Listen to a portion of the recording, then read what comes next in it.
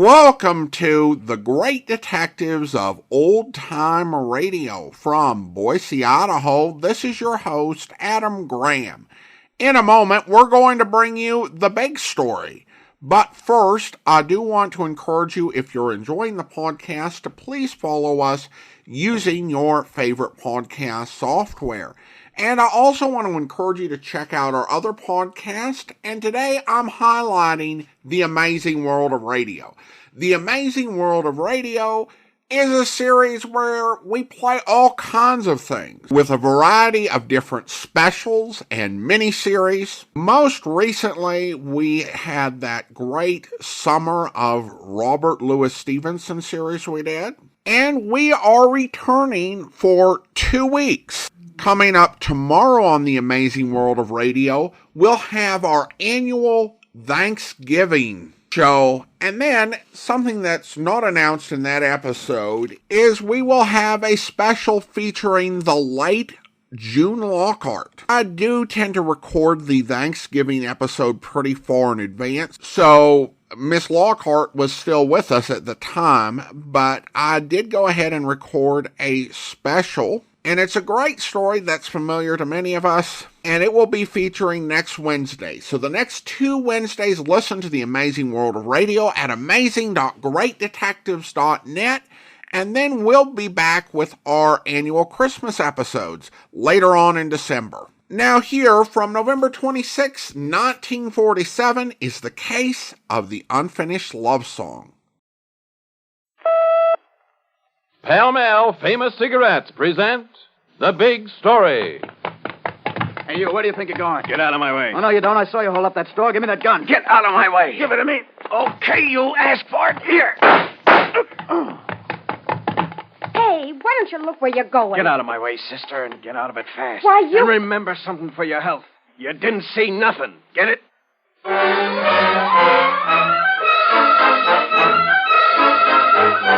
The Big Story. Another in a thrilling series based on true experiences of newspaper reporters. Tonight, to Howard Beaufait of the Cleveland News goes the Pall Mall Award for The Big Story.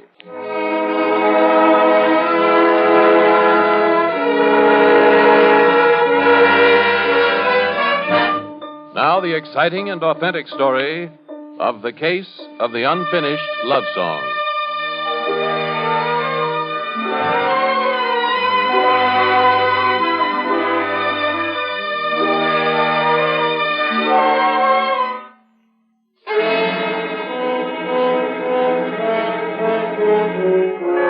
You are Howard Beaufait, columnist and roving editor for the Cleveland News.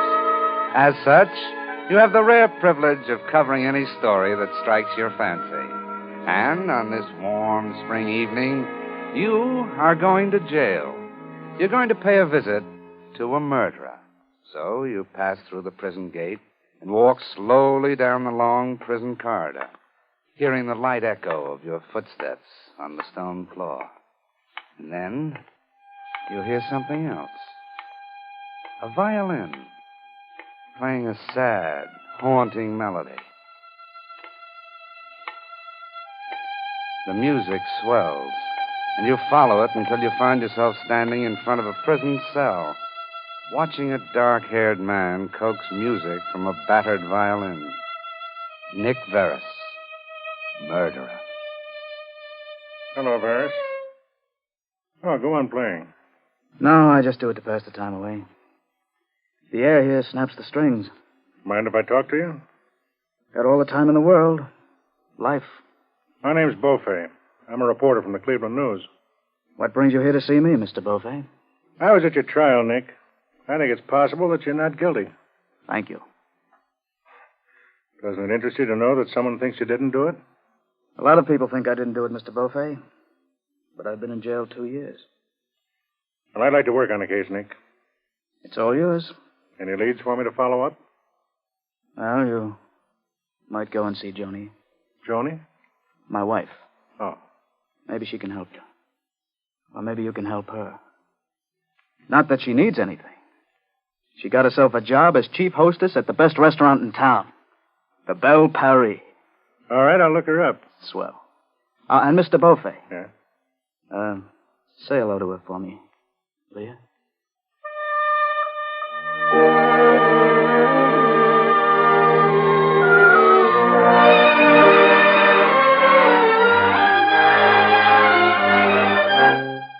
Joan Barris? A hostess here? Oh, no, monsieur. We don't employ any hostesses at La Belle Paris restaurant, monsieur.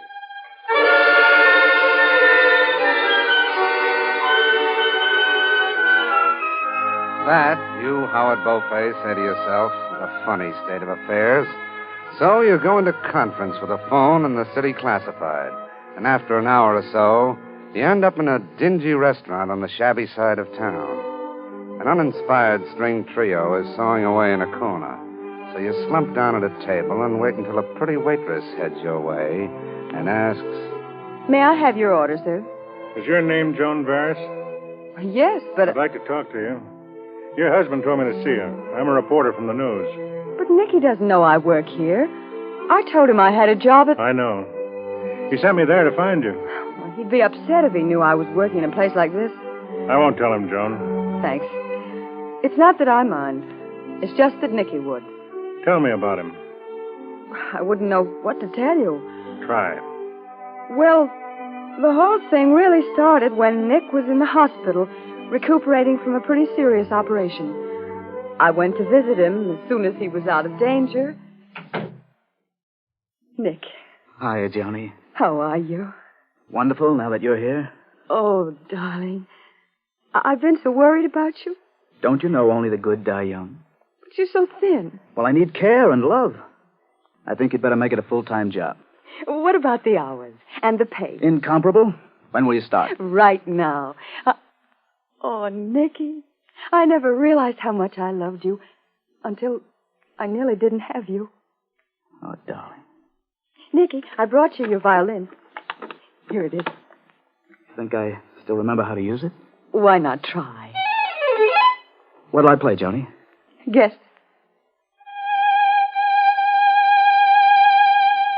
Of course, our song.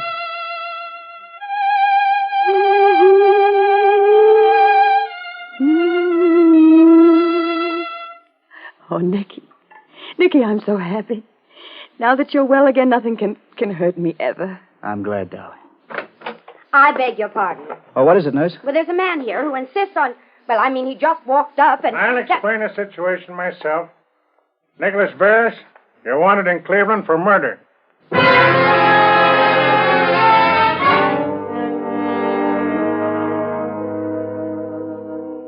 It happened so quickly, Mr. Beaufait.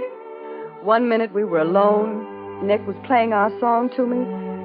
And the next thing I knew, He was sentenced to life imprisonment for the 14-year-old murder of a man named Frank Dando. We were supposed to have stopped him as he ran out of a grocery store he was supposed to have robbed. Right? Yes. And Nick wasn't even in Cleveland then. Were you married to him at that time? No. But how do you know he wasn't in Cleveland? He told me he wasn't. And you just take his word for it? Of course. You love him that much? I know him that well. There's only one thing to do. All the evidence is old stuff, buried for 14 years. We've got to dig it up. Now, I'm willing to try. Are you? You mean you'll help me? Well, I don't know if you call it help exactly. I'm not completely convinced of your husband's innocence, but the only way to find out is to look into the facts. Thank you for being honest, Mr. Beaufait. What do we do first? Our first step is the police records. Suppose I meet you tomorrow morning. We'll start looking. All right. I'll meet you at...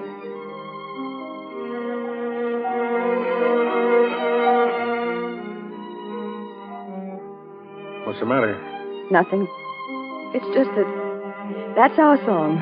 The tune the orchestra's playing. That's Nicky's and mine. Every time I hear it, Mr. Beaufait, could we start looking tonight? Tonight? Well, look, it's almost 11 o'clock. I know, but... Don't you understand? Yeah. Yeah, I understand. Come on, get your coat.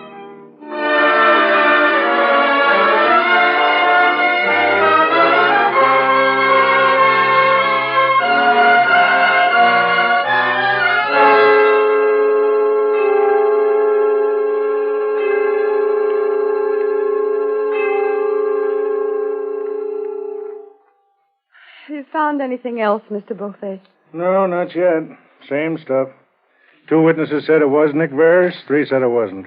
But they couldn't point a finger at anyone else. That's all I can find. I'll go on checking these papers here. Mr. Beaufait? Yeah, what is it? The police report of Frank Dando killing, 1924. Testimony of Louise Relic. I don't remember that name from the trial. She wasn't called at the trial. But the testimony of this girl is that she was waiting for a streetcar when a man with a gun ran out of the grocery store that was just robbed, and she saw his face clearly. Give me that paper. The gunman was identified as James Horvath, notorious gangster from the Flats area of Cleveland. No, it wasn't Nicky. She said it wasn't Nicky. You go on home, Joan. I'll call you in the morning. Well, what are you going to do? A little investigating on my own. I'd like to check this report and find out why that girl was never called to testify. Well,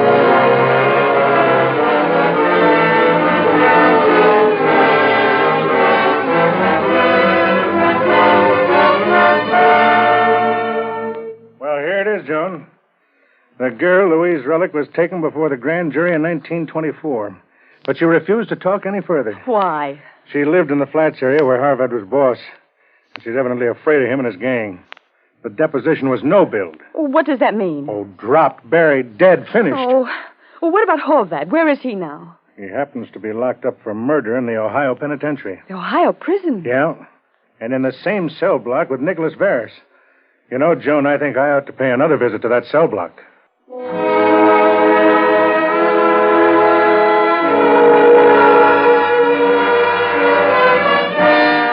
Now we return you to your narrator, Bob Sloan, and tonight's big story. You, Howard Beaufait of the Cleveland News, are once again walking down a corridor of the Ohio State Prison. You've just learned that it's the same prison that houses James Horvath, accused of the murder for which Nick Veris is serving time. And as you walk, you hear faintly the same melody you heard as you walked down the prison corridor once before. Only this time, the music hurts you. It hurts you because you know the story behind that unfinished love song. The story of 2 unhappy people. You reach the cell. Hello, Nick. Did you see Joan? Yeah? When? Just left her a few hours ago. Probably see her again this afternoon. They only let me see her twice a month. How is she? Oh, fine. When she comes to see me, it's hard to tell if she really looks all right through that screen they have up. She's fine, Nick. What dress was she wearing when you saw her? Dress? Oh, well, a sort of green thing, I think. With kind of white stuff up at the top? Yeah. I bought that for her just before. How's her new job, the hostess thing? Oh, it's fine. I'm glad she has a nice job like that. Sure. She's helpless about little things, you know. Like always forgetting to carry a handkerchief. She always gets all dressed up to go out and then has to borrow my handkerchief when she cries at the movies because she forgets hers. Did you have any trouble finding her? I tried to talk to the wrong gal at first and had a hard time explaining myself. I'll bet you did. Well, how'd you find Joni? Oh, she was over at this fly-speck joint, slinging hash, but She was slinging hash. Well, that is... Joni slinging hash? Look, Nick, I'm sorry. She told me she got a job as hostess. I thought it was an easy job and it would make things nicer for her. I didn't know she'd have to sling food in a one-arm joint. So that's the way they do it, huh? Stick a guy away in a cell with a number pinned on his back and forget him. And then his wife. Something that just keeps living. Something that doesn't matter. Well, it matters to me. It matters to me more than anything in the world, and they can't do it. If I could break out of this place, I'd murder every one of them with my bare hands. I'd really murder this time.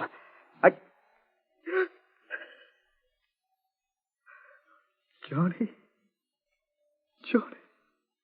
Take it easy, Nick. I'm sorry. But my wife... I know. Nick, she helped me dig up some news for you. We found the testimony of a girl who was standing on a street corner when the killer ran by in 1924. She identified him as James Horvath. Why didn't the girl testify in court? She refused to appear. The record was just forgotten. Horvath must have been the one, then. Can anybody get him to admit it? I don't know. Do you think he's the killer? I don't know, Dink.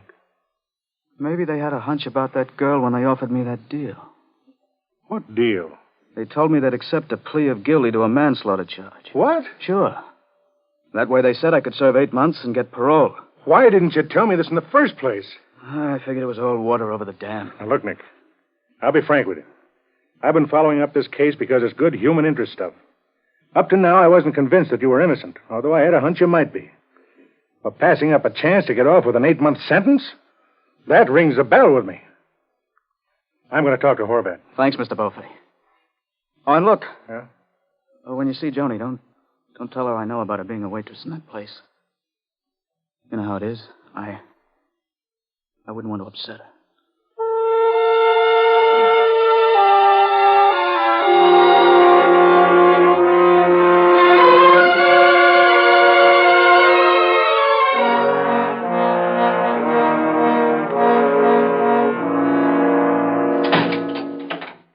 Horvath?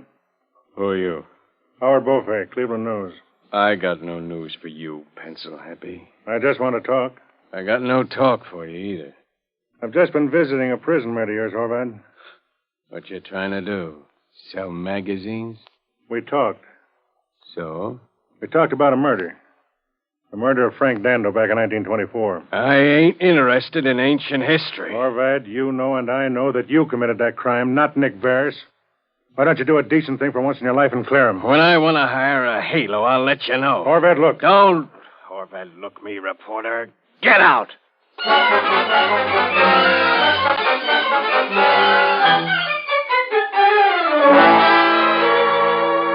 Any luck, Mr. Beaufait? Not with Horvath.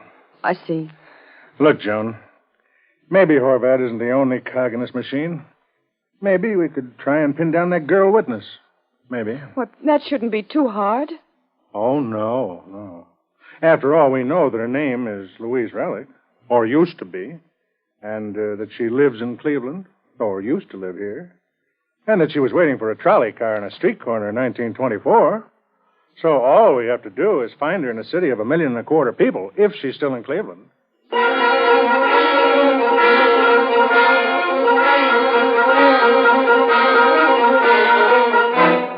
I'm looking for a girl called Luise Relic. Can you tell me where I can find her? I'm trying to locate a woman named Luise Relic who probably lived in this neighborhood. Have you any idea where she might be living now? I heard she might be living in this section of town.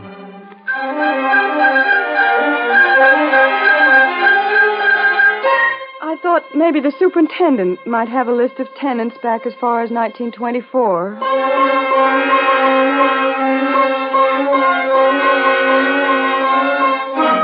The name's Luise Relic. I hear she used to live in this neighborhood.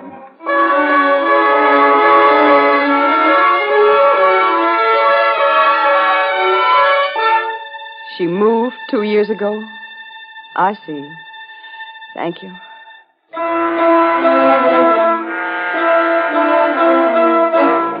No forwarding address, huh? Thanks, anyhow.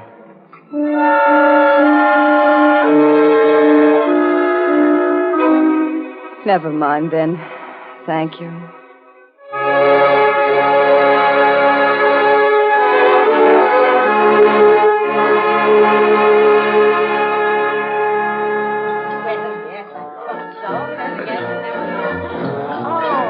Oh, if they'd only turn off that jukebox. Drink your coffee, Joan. Make you feel better. I'm sorry to be such a baby, but it's just that I'm so tired. Do you have a handkerchief? I guess I left mine home. Yeah, sure. Thank you. Here. There, that's better. You didn't find out anything about the relic woman, did you, Mr. Beaufait? No. Going to keep on plugging? I don't know. I hate to give up, but it seems like such a hopeless thing to keep on tramping the streets, knocking on doors, asking questions and not getting answers. I don't see how.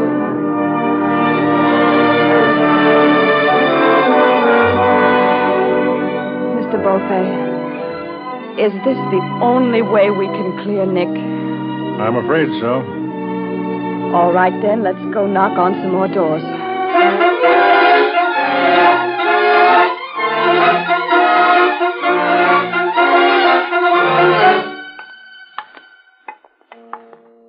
According to the address that woman gave me, it should be this house here. Look, Joan, it's late. Oh, no, let's try this house. It's the first definite address we've been able to find. All right.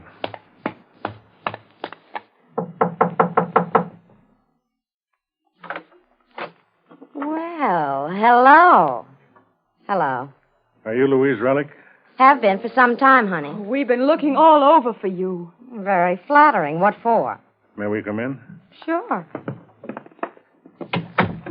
Miss Relic. Call me Luise, honey. Miss Relic, this is Mrs. Nick Varys. I think you got the wrong apartment. I don't think we do. The door's behind you. Look, sister, Nick Varys is in jail for a murder he didn't commit. I know he didn't commit it. And what's more important, you can prove he didn't. Never heard of him. Perhaps you've heard of a man named James Horvath. Nope. Please, Miss Relic. You're the only chance I've got to free my husband. Look, you two. Get out of here and get out fast. But why? Why? Can't you see we've got to get the truth from you? That you're the only one who can help us. She's afraid to tell us what she knows, Joan. Afraid? Sure, I'm afraid. But you do know something if you wanted to talk. Get out of here. Are you afraid of James Horvath? I don't know what you mean. Are you afraid of James Horvath because he's the man you saw shoot Frank Dando back in 1924? I don't know what you mean. Are you afraid he and his gang will get you if you talk? I don't know what you Are you afraid even if you exonerate Nick Varys, Horvath and his boys will be laying for you? Is that what you're afraid of, Miss Relic? Is it? Yes, yes, yes. James Horvath's in jail for another murder. He can't hurt you. But he's not the only one. His gang will get me if I talk. No one will ever know you talked except the parole But they'll board. see my name in the newspapers, won't they? Your name won't be printed. Okay. I'll meet you at the parole board office in the morning.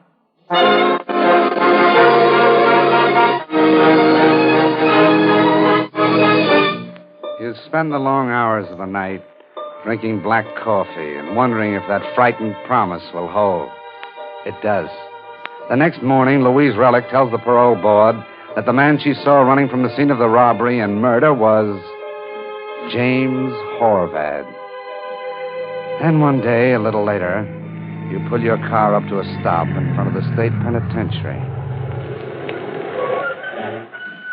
Nick will come out of that door over there, Joan. At 11 o'clock? At 11. What time is it now? Well, for the 10th time in the last 5 minutes, it's now 3 minutes of 11. 3 minutes. In just 3 minutes, Nick will walk out of that door. Do I look all right? You look wonderful.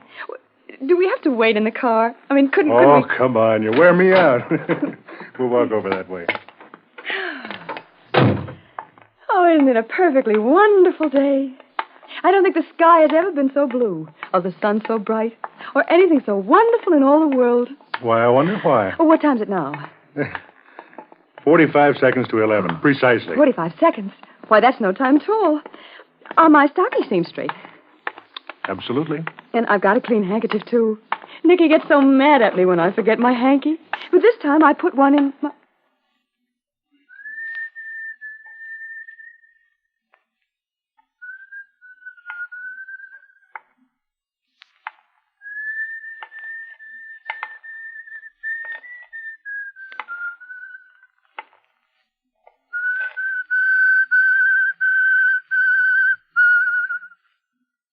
Nicky.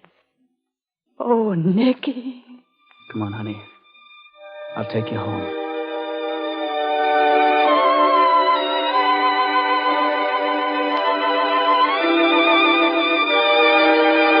You, Howard Beaufait, had the rare privilege among newspaper men of being able to pick your own assignments.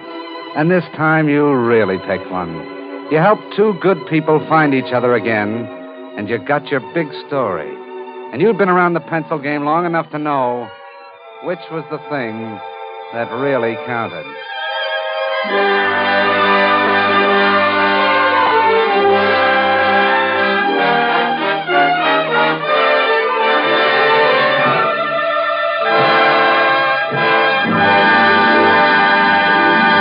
In just a moment, we'll read you a telegram from Howard Beaufait with the exciting details of tonight's big story.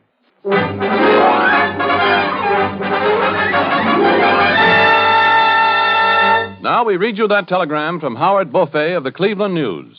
Following his release from Ohio State Penitentiary, innocent musician in tonight's big story accepted engagement with well-known orchestra and, with his wife, left Cleveland.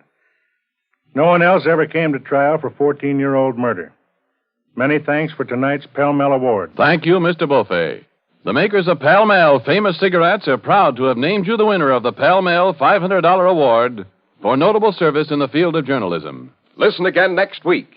Same time, same station, when Pall Mall Famous Cigarettes will present another big story. A big story from the pages of the Washington Evening Star. Byline, Jack Allen. A big story about a newspaper reporter and a prize fighter who didn't like newspaper reporters.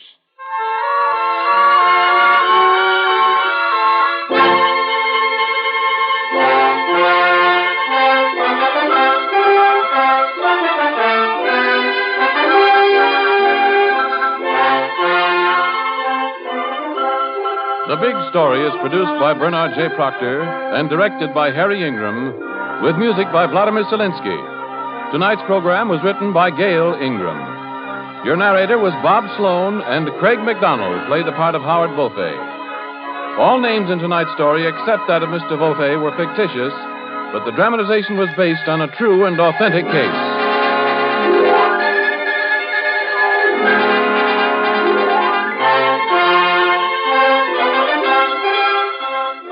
This is Ernest Chappell speaking for the makers of Pall Mall Famous Cigarettes. During the United Church Canvass, November 16th to December 7th, reaffirm your allegiance to the faith that is the foundation of true happiness. Worship regularly, give to your church or synagogue liberally. This is NBC, the national broadcasting company.